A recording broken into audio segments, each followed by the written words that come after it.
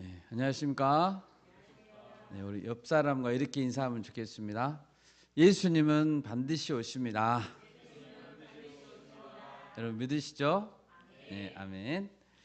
계속해서 마지막 때에 대해서 예수님이 말씀해 주시고 있습니다.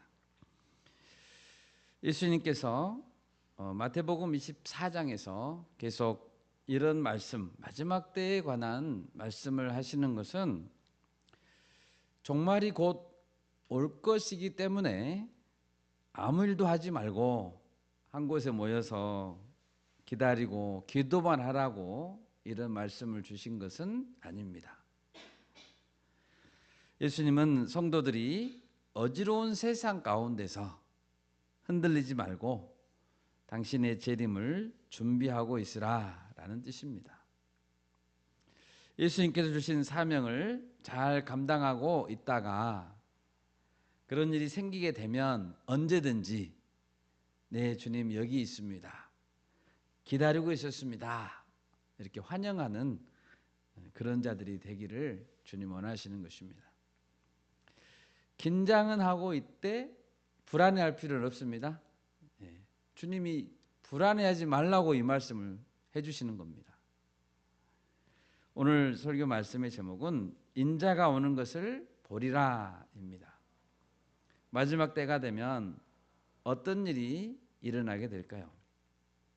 오늘 본문의 첫 번째로 그날 환난 후에 하늘에 징조가 보일 것이다 라고 말씀하셨습니다. 29절을 보십시오. 그날 환난 후에 라고 시작합니다. 징조가 보이기 시작하는 시점은 그날 환난 후에입니다. 여기서 그날은 어떤 날일까요? 그날 환난 후에 두 가지로 해석해 볼 수 있습니다. 첫 번째로 그날은 주후 70년 예루살렘 멸망의 날입니다. 예수님은 오늘 읽은 34절에서 이렇게 말씀했습니다. 이 세대가 지나가기 전에 이 일이 다 일어나리라 라고 했죠. 그러므로 예수님께서 지금 말씀을 하고 있는 그 당시 그 세대가 생존하고 있는 동안에는 일어날 일이라는 것입니다. 또한 동시에 그날은 아직 오지 않은 마지막 종말의 날을 가리키기도 합니다. 30절을 보면 그때에 인자가 구름을 타고 오는 것을 보리라 라고 했죠. 그러니까 아직 인자가 구름을 타고 오시지 않았잖아요. 주 70년에는 그런 일이 없었거든요. 또 마태복음 24장 22절에 보면 그날들을 감하지 아니하면 모든 육체가 구원을 얻지 못할 것이나 그러나 택하신 자들을 위하여 그날들을 감하시리라 라고 했습니다. 여기 보면 모든 육체라는 말이 있죠. 그리고 택하신 자들을 위하여 그날들을 감했다. 이런 표현들을 보면 이것은 분명히 모든 믿는 성도들을 가리키는 말입니다. 우리를 포함해서. 그래서 정리해 보자면 본문에서 그날 환난 후에에서 이 그날은 예루살렘의 멸망의 때 그리고 동시에 마지막 종말의 날 둘 다를 가리킨다고 볼 수 있습니다. 그날 어떤 환난이 있을 것인지에 대해서는 지난 시간에도 말씀을 드렸습니다.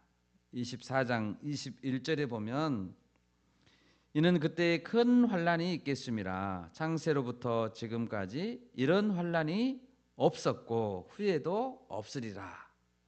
그런 큰 환난이 있을 것이라는 것입니다.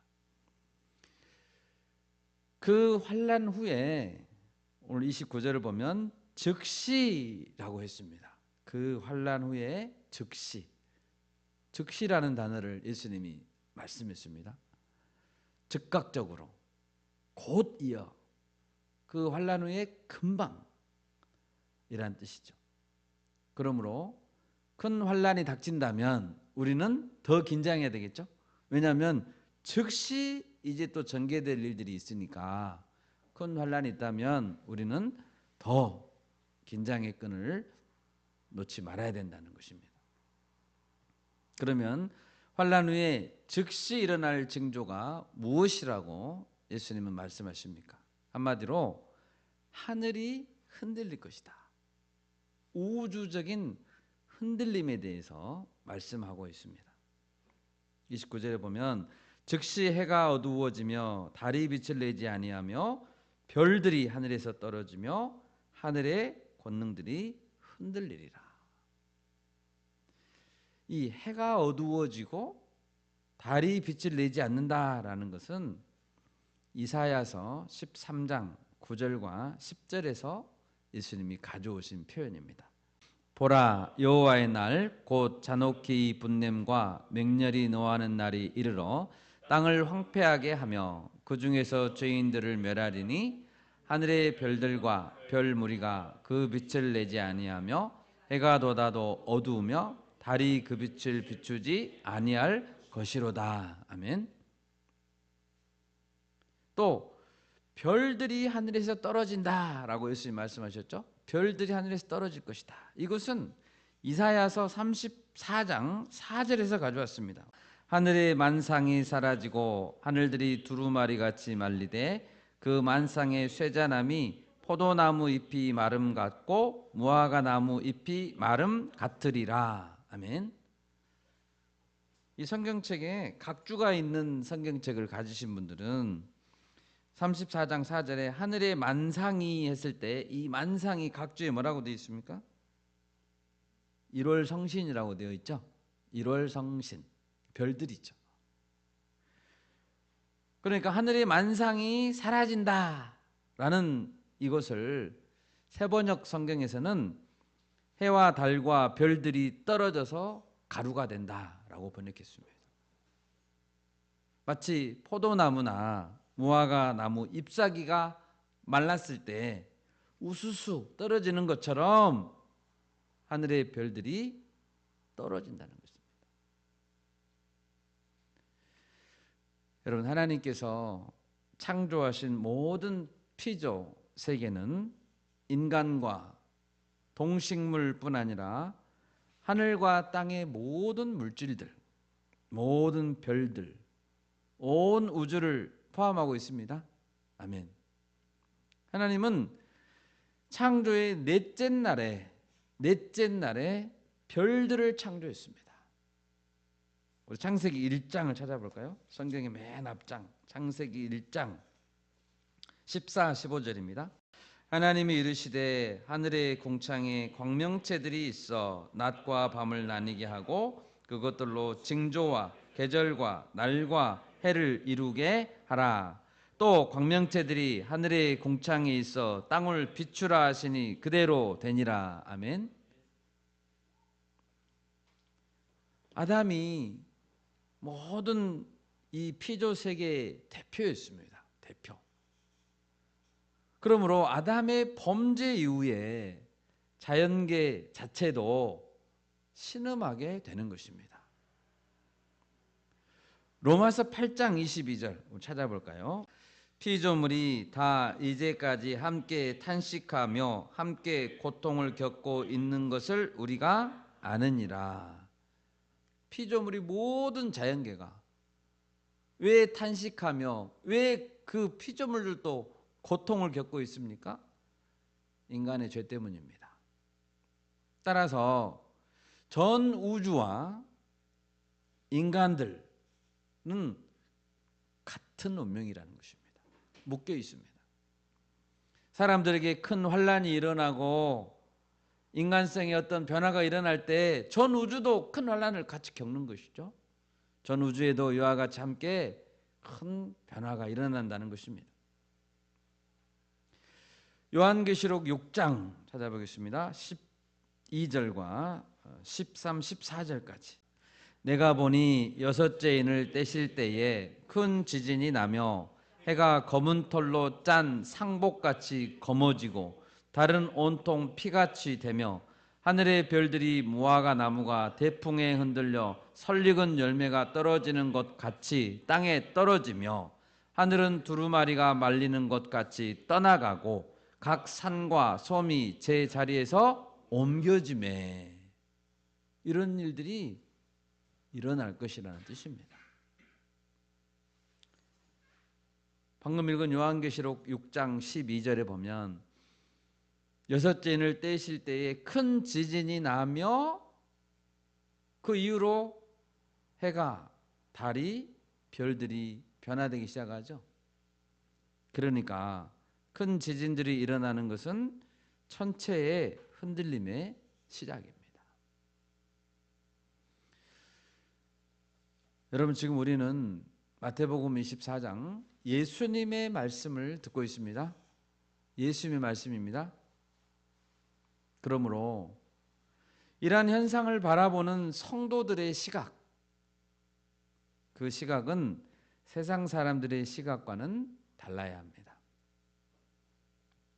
이런 현상은 무엇을 예고하고 있습니까? 예수님의 나라가 오고 있다라는 것을 암시하고 있으므로 이런 사건들이 있을 때, 이런 재난들이 있을 때 재난당한 자들을 위로하고 또 지혜 있게 대처하되 결코 좌절하거나 절망하지는 말아야 됩니다. 또 이런 일들이 예수님의 말씀대로 이루어지고 있다, 이것을 알려줘야 됩니다.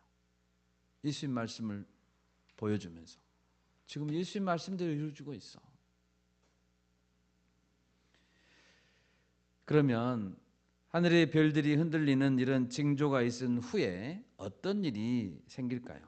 오늘 본문에서 두 번째로 인자가 구름을 타고 오실 것이라는 것을 말씀했습니다.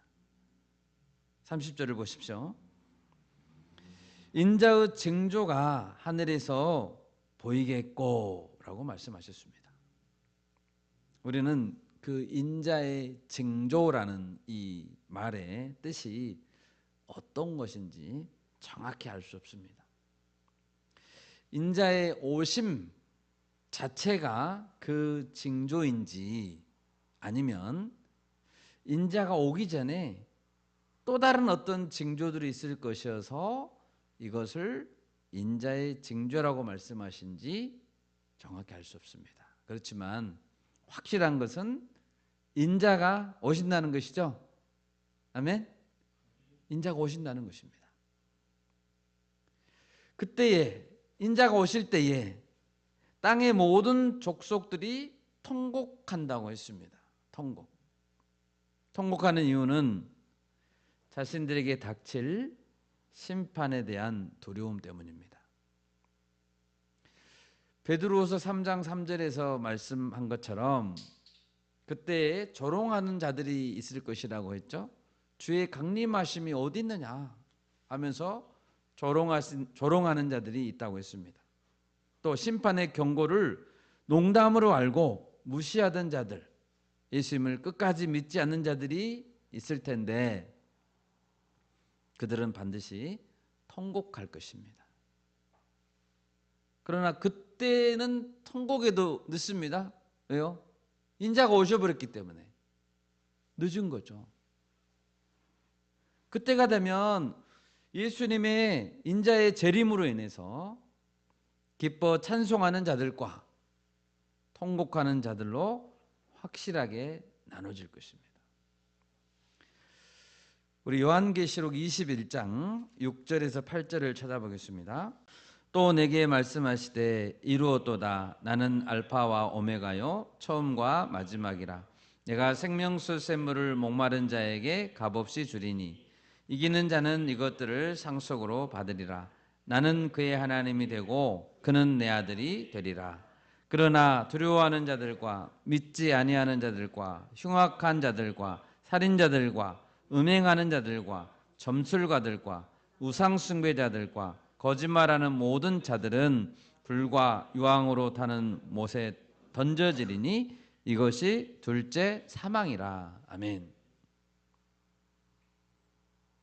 믿음의 경주를 완주한 자들, 믿음으로 승리한 자들은 하나님 나라를 기업으로 상속받게 될 것입니다. 그들에게 주어질 보상은 무엇입니까? 생명수 샘물을 값없이 주신다고 했습니다. 생명수 샘물. 그리고 하나님 말씀했습니다. 나는 그의 하나님이 되고 그는 내 아들이 되리라. 이것이 보상입니다. 여러분 믿으십니까? 아멘. 반면에 통곡하는 자들은 어떤 자들입니까? 방금 읽은 요한계시록 21장 8절에서 두려워하는 자들이 나왔습니다. 이 두려워하는 자들이라는 것은 비겁한 자들이죠. 두려워서 배교한 자들을 말합니다. 또 예수님을 그리스도로 믿지 않는 자들, 흉악한 자들, 살인자들, 음행하는 자들, 점술가들, 요즘에 한국에도 점술가들이 횡행하는 것 같습니다. 우상숭배자들, 거짓말하는 자들, 이들에게 준비되어 있는 것은 불과 유황으로 타는 못입니다. 본문 30절 마지막에는 인자가 구름을 타고 능력과 큰 영광으로 오신다라고 했습니다. 그리고 그 광경을 모든 사람들이 보게 될 것이다. 사도행전 1장에는 예수님께서 제자들이 보는 앞에서 구름을 타고 하늘로 올라가셨습니다. 그때 사도행전 1장 11절에 보면 천사들이 말했습니다. 이르되 갈릴리 사람들아 어찌하여 서서 하늘을 쳐다보느냐. 너희 가운데서 하늘로 올려지신 이 예수는 하늘로 가심을 본 그대로 오시리라 하였느니라. 아멘. 아멘. 이처럼 인자가 구름을 타고 오신다는 거예요. 예수님이 다시 오실 때는 아무도 저분이 예수님이 맞나? 이렇게 의심하지 않는다는 것입니다. 왜냐하면 너무도 명확할 것이기 때문입니다. 예수님은 이미 초림으로 한번 오셨습니다. 초림으로 오실 때 베들레헴의 작은 마구간에서 태어났습니다. 그때는 아주 소수의 사람만이 그분이 그리스도구나라는 것을 알 수 있었습니다. 또 예수님은 공생애 전에 30년을 사셨죠. 30년을 살 때 갈릴리 시골 나사렛이라는 곳에서 목수의 아들로 또 목수로 평범하게 살았습니다. 또 예수님은 공생애 3년간 활동 무대에서는 팔레스타인 지방과 또 그 근처로 활동 무대가 제한되어 있었습니다. 그런데 이제 재림으로 오실 때에는 다릅니다. 예수님의 재림은 세상 모든 사람의 눈으로 일시에 확인될 것입니다. 예수님의 심판과 이어지는 통치는 그때까지 지구상에 살았던 모든 인류를 대상으로 진행될 것입니다. 예수님께서 구름을 타고 오시는 장면은 구약의 다니엘서에 예고되어 있었습니다. 찾아볼까요? 다니엘 7장 13, 14절입니다. 내가 또 밤 환상 중에 보니 인자 같은 이가 하늘 구름을 타고 와서 옛적부터 항상 계신 이에게 나아가 그 앞으로 인도되매 그에게 권세와 영광과 나라를 주고 모든 백성과 나라들과 다른 언어를 말하는 모든 자들이 그를 섬기게 하였으니 그의 권세는 소멸되지 아니하는 영원한 권세요 그의 나라는 멸망하지 아니할 것이니라. 아멘. 13절에 보니까 인자 같은 이라고 되어 있습니다. 인자 같은 이라는 이 말의 뜻은 사람의 아들, 인자 한문입니다. 사람의 아들과 같은 신적 존재 혹은 사람의 모습을 하신 신적 존재라는 뜻입니다. 인자 같은 이라는 것은. 예수님은 공생애를 사실 때 자기 자신을 가리키면서 인자라고 호칭했습니다. 그러므로 다니엘 9장에 인자 같은 이는 그리스도 자신을 가리킨다고 볼 수 있습니다. 또 여기 다니엘서에 보니까 옛적부터 항상 계신 이라는 게 있죠. 7장 13절에 옛적부터 항상 계신 이 존재는 성부 하나님을 가리킵니다. 인자 같은 이는 성부 하나님에게 나아가 그 앞으로 인도됩니다. 그러자 하나님은 인자 같은 이에게 권세, 영광, 나라를 주셨고 모든 백성과 나라들과 민족들이 인자 같은 이를 섬기게 하셨습니다. 그러므로 이 인자 같은 이가 가진 권세는 영원한 권세입니다. 또 그의 나라는 결코 영원히 멸망하지 않는 나라가 될 것입니다. 여러분 마태복음 지금 24장 30절에서 예수님은 자기 자신의 오심을 예고하고 있습니다. 예수님은 내가 오겠다라고 말씀하고 계십니다. 그리고 예수님께서는 자신의 재림을 통해서 모든 인류를 심판하실 것이고 영원한 나라를 이룩할 것이라고 말씀하고 있는 것입니다. 여러분 믿으십니까? 아멘. 그게 세 번째로 하나님은 택하신 자들을 반드시 모으신다는 뜻입니다. 31절입니다. 인자이신 그리스도는 큰 나팔 소리와 함께 천사들을 보낼 것이라 라고 했습니다. 고대로부터 이 나팔은 전투를 치를 때 군사들을 모을 때 나팔을 불었습니다. 그리고 하나님의 백성을 모을 때에도 나팔을 불었습니다. 오늘 본문에 큰 나팔 소리는 마지막 나팔 소리가 될 것입니다. 마지막 나팔 소리입니다. 우리 고린도전서 15장 51, 52절을 찾아보겠습니다.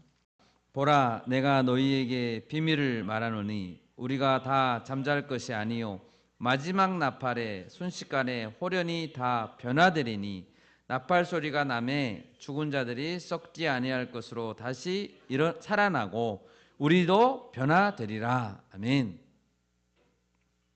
마지막 나팔 소리가 나면 그때까지 모든 죽은 자들이 살아날 것이라고 말씀하십니다. 그리고 썩지 아니할 몸을 입을 것이다. 또 그때까지 나팔 소리가 날 때까지 살아있는 자들은 변화될 것이다 라고 말씀합니다. 데살로니가전서 4장 16, 17절도 찾아보겠습니다. 주께서 호령과 천사장의 소리와 하나님의 나팔 소리로 친히 하늘로부터 강림하시리니 그리스도 안에서 죽은 자들이 먼저 일어나고 그 후에 우리 살아남은 자들도 그들과 함께 구름 속으로 끌어올려 공중에서 주를 영접하게 하시리니 그리하여 우리가 항상 주와 함께 있으리라. 아멘. 주님께서 그때 강림하시는데 주님께서 강림하실 때 큰 소리들이 있을 것이라는 뜻입니다. 큰 소리, 큰 호령 소리, 천사장의 소리, 하나님의 나팔 소리가 있을 것입니다. 그런 소리가 나면 먼저 그리스도 안에서 죽은 자들이 부활할 것이다 라고 했습니다. 그리고 나서 다음 순서로 우리 살아남은 자들, 그때까지 살아남은 자들은 그 부활한 자들과 함께 구름 속으로 끌어올려질 것이고 구름을 타고 오시는 그리스도를 공중에서 맞이하게 될 것이다 라고 말씀합니다. 그리고 주님을 만나죠. 그 이후에 영원히 주님과 함께 있을 것이다 라고 말씀하고 있습니다. 본문 31절 하반절을 보십시오. 그들이 그의 택하신 자들을 하늘 이 끝에서 저 끝까지 사방에서 모으리라. 보내진 천사들이 사방으로 흩어져서 택하신 자들을 모은다는 거예요. 하나님의 택하신 자들은 한 명도 빠지지 않고 다 모아질 것입니다. 신명기 30장 4절을 제가 읽겠습니다. 네 쫓겨간 자들이 하늘가에 있을지라도 네 하나님 여호와께서 거기서 너를 모으실 것이며 거기에서부터 너를 이끄실 것이라. 아멘. 얼마나 멀리 떨어져 있어도 주님은 다 아십니다. 걱정하지 마십시오. 골방에 있어도 아시고 무인도에 있어도 아시고 땅끝 선교지에 있어도 하나님은 아십니다. 그러니까 어디에서 내가 순교하더라도 걱정하지 마십시오. 뭐 무덤에 이름이 없고 묘지가 없어도 묘비가 없어도 괜찮습니다. 주님은 다 아십니다. 사람은 잊어버릴 수 있고 사람은 그를 기억하지 않을 수 있고 놓쳐버릴 수 있지만 하나님께서는 놓치지 않고 천사들을 다 보내셔서 반드시 찾으실 것입니다. 여러분 걱정하지 마세요. 네, 아멘. 이어서 예수님은 무화과 나무의 비유를 배우라라고 32절에서 말씀하십니다. 여러분 우리가 영화관에 가면 예고편이 있습니다. 개봉박도 예고편이 있으면 곧 뭐가 있다는 거예요? 본편이 개봉된다는 거죠. 32절을 보십시오. 그 가지가 연하여지고 잎사귀를 내면 여름이 가까운 줄 알아라 라고 말씀하십니다. 무화과 나무의 비유를 말씀하십니다. 그 당시에 예수의 말씀을 듣고 있던 유대인들, 팔레스타인 지방에 사는 사람들은 누구나 다 이 말을 잘 이해했습니다. 그들 주변에는 무화과 나무가 많았거든. 요즘에 저도 양림동산을 몇 번 올라갔습니다. 요즘에 시국이 어수선해서 이렇게 봄꽃을 좀 보려고 잠시 마음의 쉼을 얻는 시간을 가지려고 올라가 봤습니다. 봄꽃의 개화 순서는 요즘에 이제 날씨가 변동이 심해서 순서를 안 지키는 경우도 있지만 이제 대체적으로 동백꽃부터 시작해서 동백꽃은 물론 겨울에도 이제 피지만 동백꽃, 매화, 그다음에 산수유, 그다음에 목련, 그다음에 개나리, 진달래, 벚꽃, 유채꽃, 철쭉순으로 핀답니다. 시험에 안 나옵니다. 안 외우셔도 됩니다. 지금 목련이 한참 피어 있어요. 그리고 벚꽃도 막 피어 있죠. 이런 것처럼 우리도 이 순서대로 피면 이제 곧 여름이 온다라는 걸 알 수 있는 거잖아요. 예수님이 아마 우리나라에서 말씀하셨으면 그렇게 말씀하셨을 것 같아요. 목련이 피고 벚꽃이 피고 철쭉이 피면 여름이 온 줄 알라 이렇게 하셨을 것 같아요. 예수님은 6월절 어린 양으로 십자가에서 돌아가셨죠. 언제요? 6월절 어린 양으로 돌아가셨습니다. 6월절의 기원은 우리가 알다시피 이스라엘이 출애굽할 때 그 유래가 시작됐죠. 6월절. 그리고 하나님은 6월절이 있는 달을 1년의 첫째 달로 삼으라고 했습니다. 6월절 그러니까 새 출발하는 거죠. 오늘날 양력으로 하면 그 달은 4월입니다. 4월이 6월절이 있는 첫째 달입니다. 그러니까 정리해 보면 이스라엘 백성들이 출애굽할 때가 우리네의 4월 시기와 비슷한 시기이고, 양력으로 예수님은 또 이 시기에 돌아가셨고, 6월절 어린 양으로 돌아가셨으니까 돌아가셨고, 이러한 근거들로 인해서 4월에 부활주일이 있죠. 4월, 올해 4월에는 13일이 종료주일이고, 그리고 20일이 부활주일입니다. 4월에 예수님 돌아가신 거예요. 예수님은 공생의 마지막 지금 일주일간을 보내고 있습니다. 지금 공생의 마지막 일주일간에 있어진 이야기가 지금 마태복음 24장이잖아요. 그 일주일간을 지내면서 예루살렘과 감람산을 자주 오고 갔습니다. 그리고 유대 지역에서 대부분 나무들은 초봄에 꽃을 피우지만 무화과 나무는 늦은 봄에 핀다고 합니다. 무화과 나무가 늦대요. 물론 무화과니까 무화과잖아요. 그러니까 꽃이 안쪽으로 피죠. 밖에서는 잘 안 보이죠. 무화과는 싹이 늦게 튀기 때문에 주님의 재림이 기대보다 더 늦게 온다는 것을 비유하기에 좋은 예였을 것입니다.